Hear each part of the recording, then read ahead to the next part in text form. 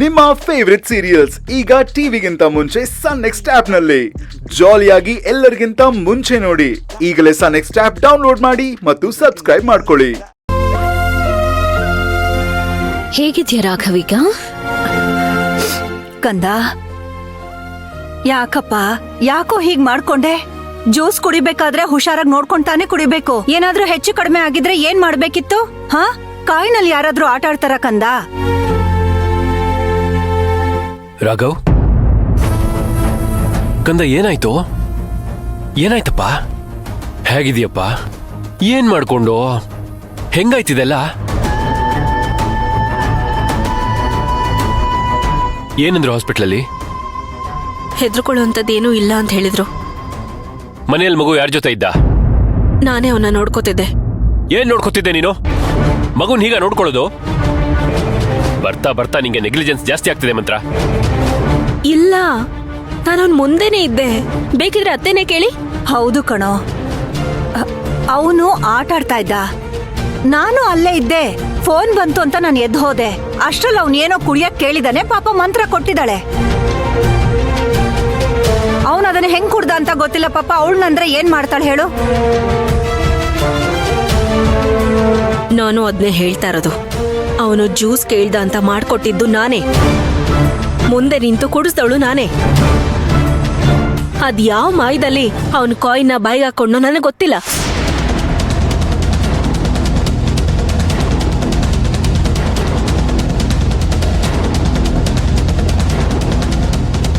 ಕಾರಣ ಹೇಳ್ಬಿಟ್ರೆ ಸಾಕ? ಮಗುನ ಜೋಪಾನ ಮಾಡೋ ವಿಷಯದಲ್ಲಿ ಸ್ವಲ್ಪನೂ ಜವಾಬ್ದಾರಿನೇ ಇಲ್ವಾ? ಈ ತರ ಬೇಕಾಬಿಟ್ಟಿ ಮಾತಾಡಿದ್ರೆ ಏನರ್ಥ ಮಂತ್ರ? ನೋಡಿ ಸುಶಾಂತ್, ಯಾವ ತಂದೆ ತಾಯಿನೂ 24 ಗಂಟೆನೂ ಮಕ್ಕಳಿಂದ ಇರಲ್ಲ. ಓವರ್ ಆಗಿ ಬ್ಲೇಮ್ ಮಾಡ್ತಿದ್ದೀರ ನನ್ನ. ನನಗೆ ಇವನ್ನ ನೋಡ್ಕೊಳ್ಳೋದು ಒಂದೇ ಕೆಲ್ಸನಾ? ಬೇರೆ ಏನು ಕೆಲ್ಸನೇ ಇಲ್ವಾ ಈ ಮನೇಲಿ? ಅವನು ಎಷ್ಟು ತರಲೆ ಮಾಡ್ತಾನೆ ಅಂತ ನಿಮ್ಗೆ ಗೊತ್ತು. ಮೊದ್ಲು ಅವನಿಗೆ ಬುದ್ಧಿ ಹೇಳಿ, ನನಗಲ್ಲ. ಸಾಕು, ಯಾರಿಗೆ ಬುದ್ಧಿ ಹೇಳ್ಬೇಕು ಅಂತ ನಂಗೆ ಚೆನ್ನಾಗಿ ಗೊತ್ತು. ನಿನ್ನಿಂದ ನಾನು ಹೇಳ್ಸ್ಕೋಬೇಕಾಗಿಲ್ಲ. ಬರ್ತಾ ಬರ್ತಾ ನಿನ್ ನೆಗ್ಲಿಜೆನ್ಸ್ ಜಾಸ್ತಿ ಆಗ್ತಿದೆ. ಮೊನ್ನೆ ನೋಡಿದ್ರೆ ಸ್ಕೂಲಿಂದ ಫೋನ್ ಬಂತು, ಇವತ್ತು ನೋಡಿದ್ರೆ ಹೀಗ್ ಮಾಡಿಟ್ಟಿದ್ಯಾ. ಏನ್ ಮಾಡ್ತಿದ್ಯಾ ನೀನು? ಬುದ್ಧಿ ಇಲ್ವಾ ನಿನ್ಗೆ? ಹೌದು ರೀ, ಬುದ್ಧಿ ಇಲ್ಲ. ನನ್ನ ಬುದ್ಧಿ ಇಲ್ಲ ಅಂತ ನನಗೆ ಇವಾಗ ಗೊತ್ತಾಗ್ತಿದೆ.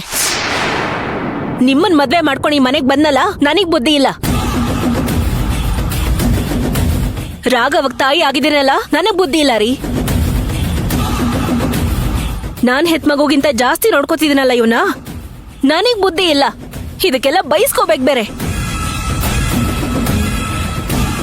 ನಾನು ಎಷ್ಟು ಸಲ ಹೇಳಿದ್ದೀನಿ ನಿಮ್ಗೆ ಅವನನ್ನ ಬೋರ್ಡಿಂಗ್ ತಗೊಂಡೋಗಿ ಹಾಕಿ ಅಂತ. ನಾನು ಅವನ ನೋಡ್ಕೊಳಕ್ ಆಗಲ್ಲ ರೀ. ಮಂತ್ರ, ನೀನ್ ಯಾಕಮ್ಮ ಈ ತರ ಮಾತಾಡ್ತಾ ಇದ್ಯಾ? ಏನೋ ಮಗುಗೇನೋ ಆಗೋಗಿದೆ ಅನ್ನೋ ಆತಂಕದಿಂದ ಹಾಗೆ ಮಾತಾಡ್ತಿದ್ದಾನೆ. ನೀನ್ ಅವನಿಗೆ ಸಮಾಧಾನ ಮಾಡೋದ್ ಬಿಟ್ಟು ಅವನ್ ಸಮ ನೀನು ಕಿರ್ಚಾಡ್ತಾ ಇದ್ರೆ ಏನ್ ಪ್ರಯೋಜನ?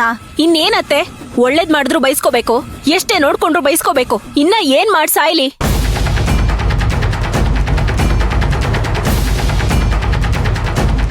ಈ ಮನೇಲಿ ಯಾರಿಗೇನೇ ಆದ್ರೂ ನನಗೆ ಬೈತೀರಾ. ಯಾರ್ ಬಂದ್ ಏನೇ ಹೇಳಿದ್ರು ನನ್ ಮೇಲೆ ಅನುಮಾನ ಪಡ್ತೀರಾ. ಒಳ್ಳೆ ಮಲ್ತಾಯಿ ತರ ನೋಡ್ತಿದ್ದೀರಾ ಈ ಮನೇಲಿ.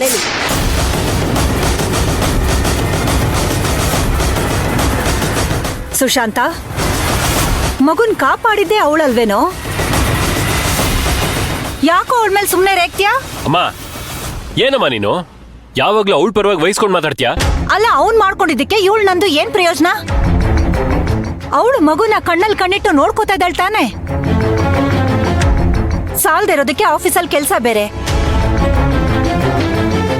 ಇವನೇನ್ ಕಮ್ಮಿ ತುಂಟನಾ? ತುಂಟತನದಿಂದ ಏನೋ ಮಾಡ್ಕೊಂಡಿದ್ದಾನೆ. ಮಕ್ಕಳು ಅಂದ್ರೆ ಚಿಕ್ಕ ಪುಟ್ಟ ಈ ತರ ತೊಂದರೆಗಳು ಆಗ್ತಾ ಇರ್ತವೆ, ಬಿಡು. ಅವನಿಗೆ ಹೀಗಾದಾಗ ಪಾಪ ಒದ್ದಾಡಿದ್ದ ಅವಳೇನೆ. ನೋಡಿ ಪ್ಲೀಸ್, ನೀವಿಬ್ರು ಯಾಕೆ ಹೀಗೆ ಜಗಳ ಮಾಡ್ತಿದ್ದೀರಾ? ಯಾರು ಯಾರನ್ನು ಬೈದೇನ್ ಪ್ರಯೋಜನ ಇಲ್ಲ. ನೀವ್ಗಳ ಜಗಳ ಆಡಿದ್ರೆ ಸಫರ್ ಆಗೋದು ಮಕ್ಕಳು. ಮನೇಲಿರೋ ಎಲ್ಲರೂ ಜವಾಬ್ದಾರಿ ತಗೊಂಡು ಮಕ್ಕಳನ್ನ ನೋಡ್ಕೋಬೇಕು. ಮಂತ್ರ ಒಬ್ರೆ ಮಗುನ ಹೇಗ್ ನೋಡ್ಕೊಳ್ಳೋದಕ್ಕಾಗತ್ತೆ? ಅವರೇ ನಿಮ್ಮನೆಗೆ ಆಯನ. 24 ಗಂಟೆ ಒಬ್ರೇ ನೋಡ್ಕೋಬೇಕು ಅಂದ್ರೆ ಏನರ್ಥ? ಮನೇಲಿರೋ ಎಲ್ರಿಗೂ ಆ ಜವಾಬ್ದಾರಿ ಇರುತ್ತೆ. ಒಬ್ರಿಗೊಬ್ರು ಬೈದಾಡ್ಕೋಬೇಡಿ.